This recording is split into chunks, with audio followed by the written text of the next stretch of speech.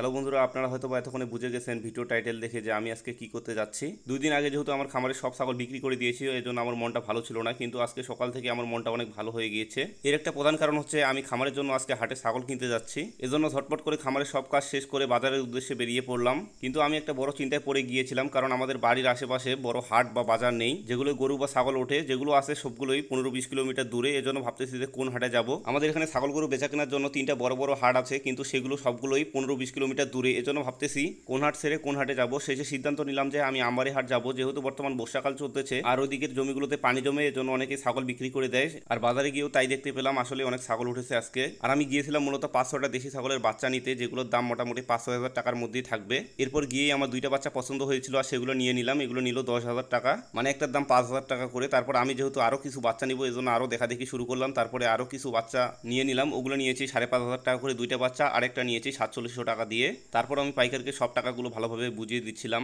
আর আপনারা যদি ছাগল বা গরু বাজারে কিনতে যান, সব দেখে শুনে তারপরে ভালোভাবে কিনবেন। আর তারা কিন্তু অনেক দাম চেয়ে বসে থাকে, এজন্য প্রথমে দামটা একটু কম বলবেন, তারপরে আস্তে আস্তে বাড়াবেন। একবারে বেশি দাম বললে হয়তো আপনি লস খেয়ে যাবেন। আর বাজারে গিয়ে ছাগল কেনার একটা বড় সমস্যা দেখলাম, এখানে লেখাইটা অনেক বেশি, 180 টাকা করে নিচ্ছে প্রতি পিস ছাগলের জন্য। এটার কি কোনো যৌক্তিকতা আছে? আপনারাই বলেন। একটা ছাগল কিনতে গেলে 180 টাকা করে দিতে হচ্ছে, কিন্তু দেখার কেউ নেই। আমার আজকে 5টা ছাগল কিনতে গিয়ে মোট 900 টাকা লেখাই লেগেছে, যেটা আমার কাছে অনেক বেশি লেগেছে। তো ছাগল কিনা শেষ, এখন আমরা বাজার থেকে বের হয়ে যাচ্ছি। এরপর বাজার থেকে বের হয়ে আমরা ছাগলগুলোকে একটা করে নাপা খাওয়াই দিলাম। যেহেতু বাজারে আনা ছাগলগুলোর জ্বর বা ব্যথা থাকে, এজন্য আমি আগে একটা করে নাপা খাওয়াই দিলাম, যাতে পরবর্তীতে কোনো সমস্যা না হয়। তারপরে আমরা ছাগলগুলোকে নিয়ে আসার জন্য একটা ভ্যান খুঁজতেছিলাম, কিন্তু একটা চাচা বলতেছে আমি মোটরসাইকেলে নিয়ে যেতে পারবো। তারপর ওই চাচাকে ছাগলগুলো ব্যাগে ঢুকায় মোটরসাইকেলে উঠাই দিলাম।